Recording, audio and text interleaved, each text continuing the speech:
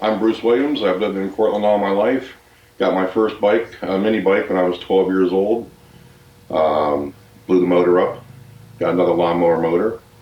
It was too small, and I found a scooter and started to ride the scooter. And then, in my late teens, I got a '68 Kawasaki Bushwhacker used, and decided I wanted to race, and it wasn't good enough, so I went to the local Husqvarna shop and bought a '73 Husky, and that was the start of my dirt bike experience.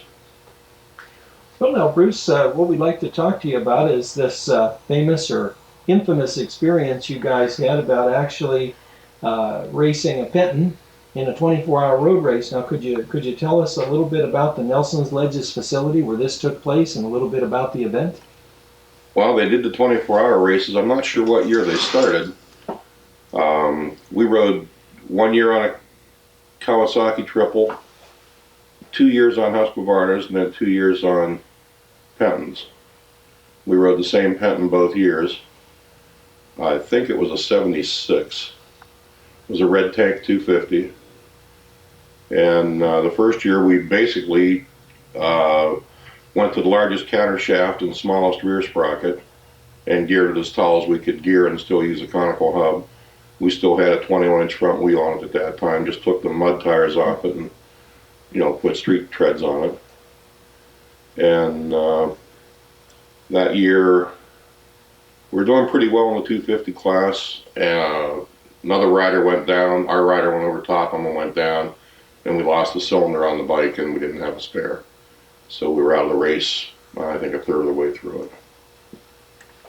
So, okay, Bruce, now the Nelson's Ledges course itself is a pretty interesting little place. Why don't you tell us a little bit about the course? Well, I think it's a 2.2 mile road track, 13 turns. At the time we raced there, the sanitary facilities were just job site johns. There was no showers, anything like that. For timing your bike, it was before now they use transponders on them. At that time, you had to provide a team member to actually spot your bike each lap and write it on a lap sheet with what the time was at that time. They had an electric clock that would roll the numbers, every second. So you would write down a minute and a second, and that way, if you were cheating, they could catch you because your times wouldn't be consistent or whatever. I see. So our wives did the schedule for that, and they pretty much took care of that. One of the wives took care of all the meals and who was sleeping and who was awake and who was on the bike.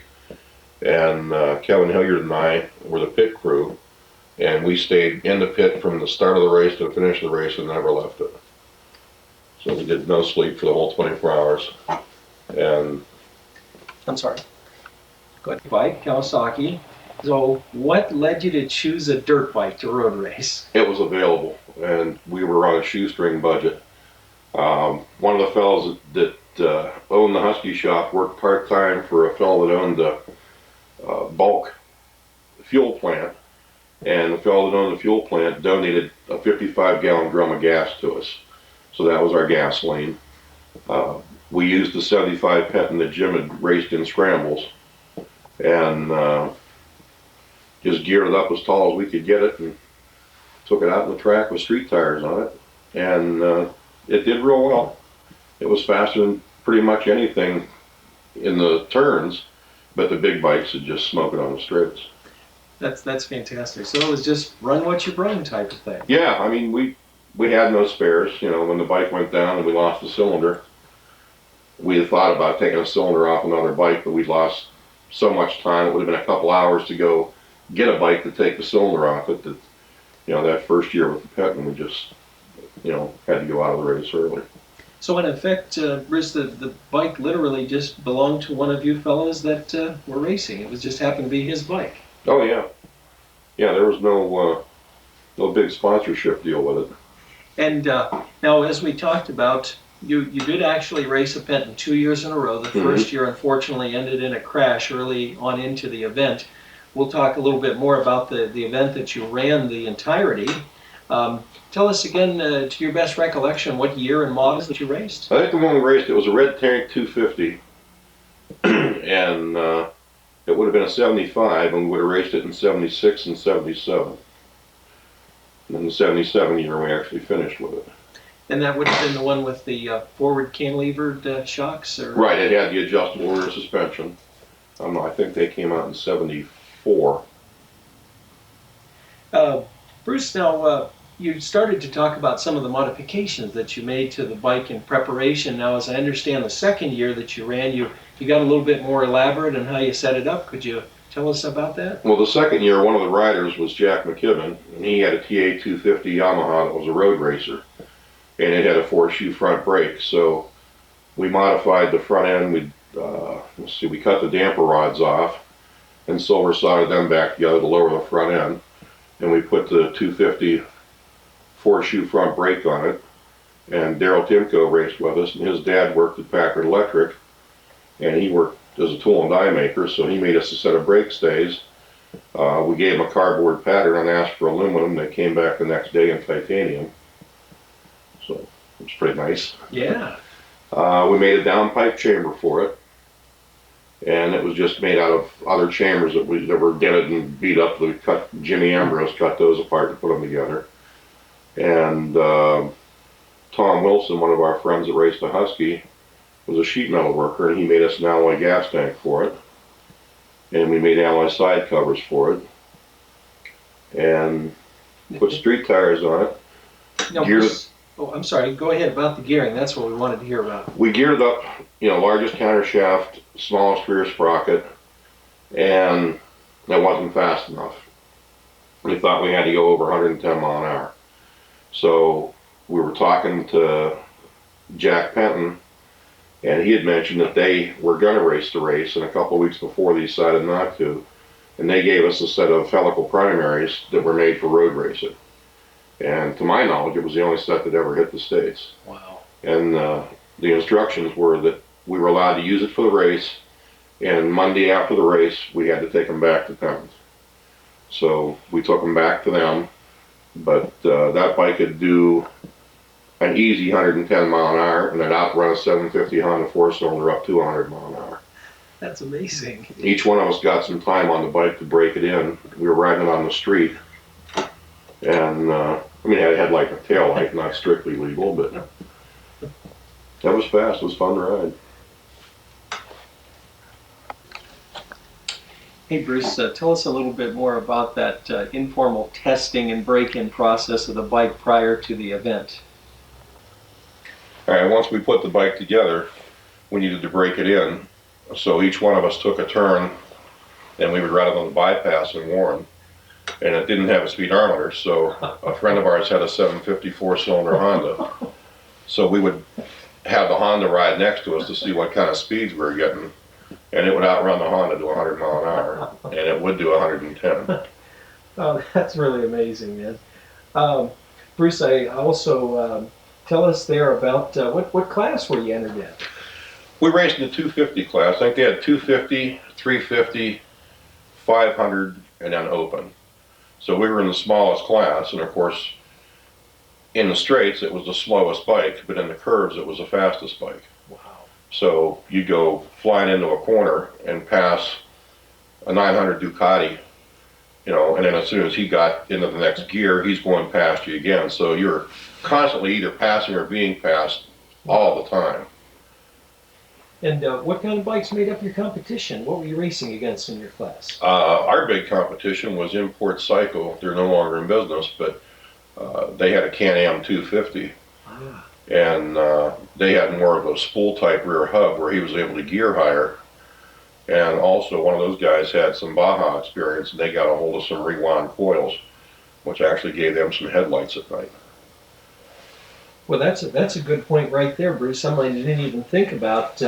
Obviously, a 24-hour event, effective lighting is a big thing. What were you guys relying on? The standard lights that was the lighting coil on a Penton dirt bike. They were marginal at best. Basically, you get out in the track and you would stay as much as you can with bikes that actually had big enough alternators to run full lighting. Because as I remember, Nelson's Ledges has virtually no lighting out. No, there were a few lights on the main straight, and they were there so that the people taking your time could see your number to write it down. And other than that, everything out in the back was dark. Wow. There were times they were running over frogs, and one guy said he saw a possum run across the track because it was out in the woods. The back carousel of Nelson Ledges is, woods and a marsh. Mm-hmm. So it was quite an experience. Bruce, go ahead and tell us again who the members of your team were. Well, the people that rode the bike and the ones that really started in the road racing, Jack McKibben was or is a machinist at WCI, used to be Republic Steel. He's the one that had the TA 250, and he rode scrambles, and then he road raced also. His brother Dick McKibben was half owner of the Husqvarna Penton shop. Jim Ambrose was the other half owner of the shop, and then the fourth rider was Daryl Timko from Vienna. And pretty much the way that we decided who were the riders were the three, Jack, Dick, and Jim, all had road racing experience. Daryl was the fastest of us on the street, so he became the fourth rider, and he had to get some road racing experience before 24-hour race started. So we had to race some sprint races first. Oh, so you did run in some of the sprint races? Well, only to get him a license, because you had to have prior road racing experience before you could run a 24-hour race. Oh, I see. So that was why we did that. Now, Bruce, tell us about the process of getting the Penton, of course, the dirt bike, through tech inspection for the event. You had to safety wire the drain plugs. I think we had to safety wire the axle nut. Basically, if you had prior road racing experience and paid, you were able to enter. It was by how many entries they had. When they got to the point where they felt the grid was full, they would close the entries. So we never really had a problem getting in. I see. So there was no qualifying requirements? Other than everybody that raced the 24-hour race had to have prior road racing experience and pass the tech inspection, which really wasn't a problem. I don't think things were as organized as they are today. The second event that you managed to run the entire one, tell us, who'd you select to start? Who was the first rider? Who took the green? The starts were Le Mans starts. I think possibly Jack might have been the first one to start that year. And we tried to go about an hour and a half per rider. Every rider had to have at least an hour of time before dark. And dark, middle of summer, quarter after 9, 9:30. So we were able to get everybody in, and our pit stops were basically gas it up and then, check the chain, see if it needs adjusted, and go right back out. We never had a tire problem. We were able to run the 24 hours on one set of tires. Well, it's only a 250.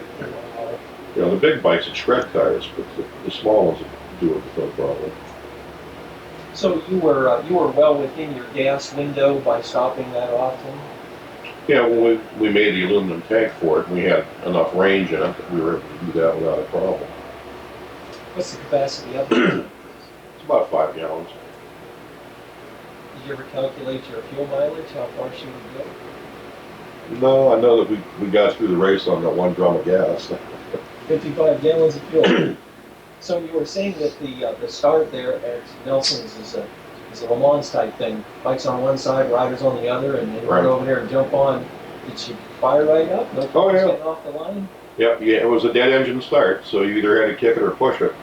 And we opted to kick it because they always started on the first kick. Had the motor warm before the race, so it was ready to go.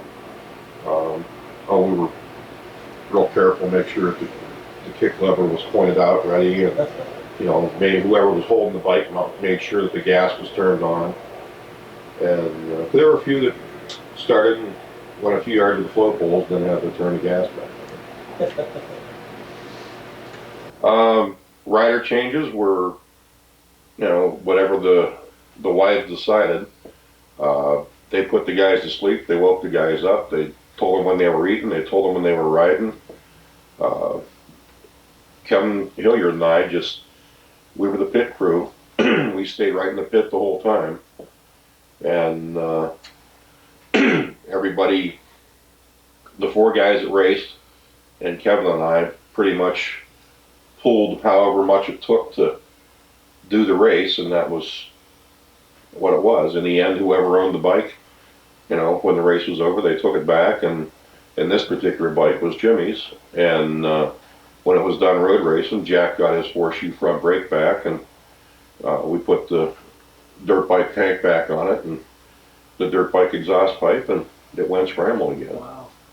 Now, it sounds though you guys had a good, consistent, competent race. You all seem to know what you were doing. Did you have any interesting experiences during the event? Any close calls or anything? No, no troubles with the bike at all. The guys said that they almost hit a possum out in the carousel. And there was a XLCR Harley pitted next to us, and they pretty well used two bikes to make the race, and I think we beat them by 100 laps in the end. Oh my gosh. Now, 3. but Bruce, unfortunately, you said that the first year that you campaigned on the Penton ended in a crash. Would you tell us a little bit about that? I think we're at the end of about 5 hours, so we weren't in the nighttime yet, and we were doing pretty well. We were running 5th overall, and against the big bikes, that was saying something. A guy in a Kawasaki triple went down underneath the bridge in the main straight, and Darrell went right up over top him and then went down, and it sheared all the fins off off the side of the cylinder, so that left us without a spare cylinder, and we were out of the race. Darrell's injury was a broken thumb, and they had to put a pin in his thumb, so he had a partial cast, and then when he got the pin out, we mounted it and gave him a plaque and thanked him for wrecking our racing bike. But all things considered, again, it seemed like you guys really had a good, strong, consistent performance, especially in the second event. Pit stops, everything went off as planned. Everything went fine. The bike never missed a beat. We never changed the spark plug. It just ran and ran. That's amazing. I mean, was that reliable and Yeah, required? and we even the years we raced the Huskies, the 250 Husky RT, and they were a single ring piston. We took it apart, and it had some ring wear but no cylinder wear, and put a ring in it and put it back together. And on the Penton we did the same. Took the top end off, and there was some ring wear, but bottom end was fine. Amazing. Put it back together, put the dirt tires back on it, and it became a scramble bike again. Wow. Obviously, there was quite a few other teams in the event there. Any recollections about anything that interesting happened for those other guys? You mentioned about the Harley team that basically rebuilt their whole bike. Well, the XLCR that was pitted next to us was, at the end of the race, every tank of gas was 2 quarts of oil, and they had ruined the rear wheel, and took the rear wheel off their spare bike, and they really had their spare bike as a spare parts, and they used a lot of them. The vibration took its toll from you're running high speeds all the time. The dirt bikes just seem to hold up. They're light, and it really wasn't a problem. It was engineered for dirt, so I guess the pounding of the dirt wasn't as bad as the pounding of the street. And evidently, as you mentioned, you guys were really fast in the corners, so obviously the chassis worked well, the bike handled well. Yeah, it handled fine. Your pegs are up high, so you can get all kind of lean angle. We were running K81 TT100 tires. They're a real V-type tire, not a lot of center tread, but a lot of side. And at the time, that was kind of the tire to have on a lightweight bike. I think they were 410 size. And those tires lasted you the 24 Oh, hours. sure. Wow. In fact, I think I put them on my BMW after the race was over. That's amazing. Now, Bruce, I do recall that the 24 Hours in Nelson's was held pretty much at the peak of summer. So obviously you had a lot of daylight and reasonably, hopefully warm temperatures. Can you recall what it was like? How was it? Did it rain any or? No, we didn't get any rain. It was July as I remember, and you know, it was warm and the nights were warm and it was really, we just That had to be a bit of a relief. I mean, not having to deal with riding in the rain in the dark, something like that. well, you're in the dark, you know, 1/3 of the race, but Did you guys maintain pretty consistent lap times in the dark then, despite your light? yeah, you know, they dropped 4 or 5 seconds as I recall, but it really not as much as I thought it would be. I thought we did pretty good having minimal lights. I'm not sure how much a motoplat puts out. 60, 70 watts, if that. I'm not too sure, but I know the lights are marginal. Now, you had indicated there that you guys were actually running as high as 5th overall in one of the events there. At one point in the race early on, we were running 5th, and we were first 250 at that time. And let's see, it was the second year that we raced at Penton. I think we wound up in second place, and we got beat by the Can-Am that had the nighttime lights. Oh, be darned. And I don't know how, you know, Dan Gideon's the one that put that bike together, and they wound their own coils, but, you know, whatever ignition system the Can-Am used, it had enough room in there that they were able to run a couple of Super Oscars. So they had fine headlights compared to the little bit that we had. One of the interesting thing about the lighting, Bruce, maybe you could elaborate on this, that I remember, is that some of the bikes, the street bikes, would actually have supplemental lights on the sides that pointed up in the air at angles, so they'd actually point into the turns. You Yeah, the bigger ones, as they would lay them that into the turns, you know, the light would be pointed up in the air. As it would lay down the turn, it would light the inside of the turn. And there was one or two, as I recall, had mercury switches on them that would switch the lights on and off from upright to lean over. So they didn't have to worry about switches. Some of the bigger bikes left the lights on all the time. There was one Suzuki, and I think it was a 1000cc bike, that they had welded a caster onto the one side cover to limit their lean angle. Wow. So it wouldn't take out their alternator. Oh, man. And in the end, it took it out anyhow. So, how did the event finish up? How did you guys end up? Well, at the end of the race, we wound up with our second place trophy. So for your trials and tribulations and all the money you put out, you get a trophy. And we celebrated by pouring beer over each other's heads In fine fashion. and thinking about doing it again the next year. And now you've already commented, Bruce, a bit on the fact that the bike held up extremely well. You just put her back together for dirt use, and Yeah, Jimmy started scrambling with it again. do you have any idea where the bike is now? I think Jim knows where it's at. I'm not positive. I know where the one Husky that was Dick Burleson's 6 days bike, I know where that's at. And the Husky that I scrambled back at that period of time, I know where it's at. And so many of them, you know, every couple of years you upgrade to a new bike, and you know, 30 years ago we weren't thinking about saving a bike for now. You know, if it lasted, it's just luck that it did. Well, surely that had to be a tremendous experience for you guys. Obviously, you had a lot of fun with it. You did well. Oh yeah, we borrowed leathers. We had one friend that used to flat track, and nobody had road racing leathers except Jack. And if the next guy that was Jack's size was the next guy that was scheduled out to ride, and that's kind of how the riding went, because we had 2 sets of leather, so we had to figure the height of the guy that was going out to race, so he could take the leathers off, so the next guy could put them on, so he didn't lose time. So one set was a set of baits that I had that we just sewed a zipper to make them one piece.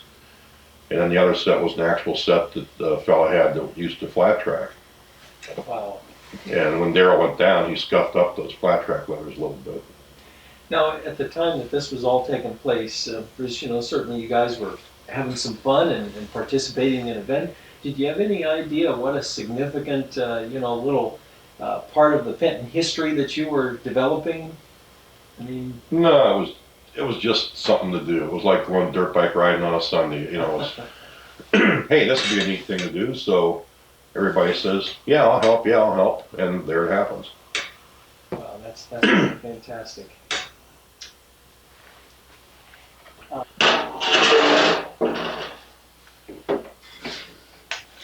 little dusty, but that's the aluminum tank that we made.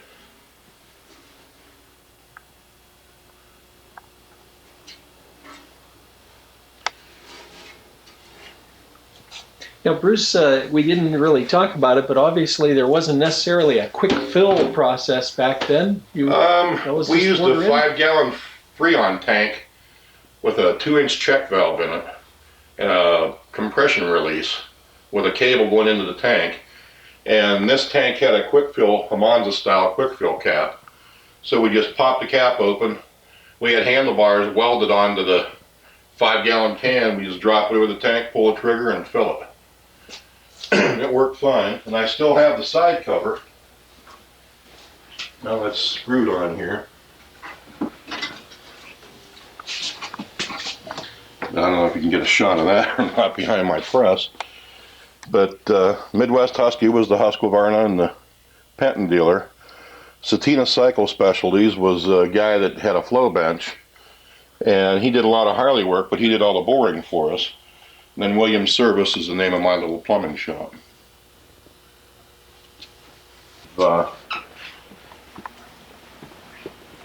This is a 250 BMW motor that John Penton used when he raced the 6 days, and he put a R60 piston in it to overbore it, so it's almost 280 cc's.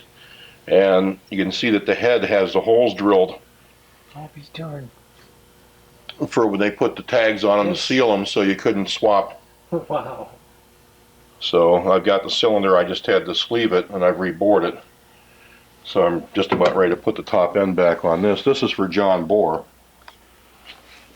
So John has Mr. Penton. John has the ISDT Penton, or ISDT BMW that John Penton rode. Wow. Using aerial front end. He had taken, in the toolbox door in the gas tank, he had put the ignition switch on there because he didn't like the German switch. He liked the switches that they used on the military Harleys and Indians. And you can see in that the mounting screws, the holes are all proper for it. And John's got photographs of it showing the dents that are in the gas tank from racing it, and the tank has the dents in the same spots. Oh, wow. And then when he, discovered the holes drilled in the cylinder and the head to seal it so it couldn't be taken off, that was just part of the icing on the cake. BMW back here. This is a 1957, and it started life as just a normal everyday street bike. I was able to get a hold of one of the ISDT exhaust systems. I didn't get the whole exhaust system. I got the muffler. I can turn the bike to show you a little bit. I got the muffler and the heat shields, and that's actually all that I got. So I made the rest of the exhaust system, from the photographs I had, and put the skid plate on it and the number plates. This has a light and flywheel and ported heads. When I was in Europe, I found the pocket watch that matches the speedometer so they could keep on time. Little German bell. Oh, wow. You have to have an audible signaling device. It doesn't have to be a horn. A bell is okay. A squeeze ball horn is still okay. Wow. Modifications for 6 days. They made the axles quick release. They high mounted the front fender, high exhaust, the headlight guard, stone guard, lifting stay in case you get stuck, and a compressed air bottle to air your tires if you get a flat. Wow. Extra tool kit on top of the gas tank. Those are all items that were used in the 6 days, and I have raced this bike. There's an off-road race down by Steubenville every year that's a vintage enduro, and I'll take this bike in that every year. State Club does a reliability run. Yeah, it's 22 or 3 years now. I would love to participate in that. I didn't know they were doing the enduro anymore. Yeah, in fact, last year, one of our KTM rider buddies won it with a 441 Victor. Oh, be darned. And second place was a 500cc BMW. I got to talk to you more about that. Then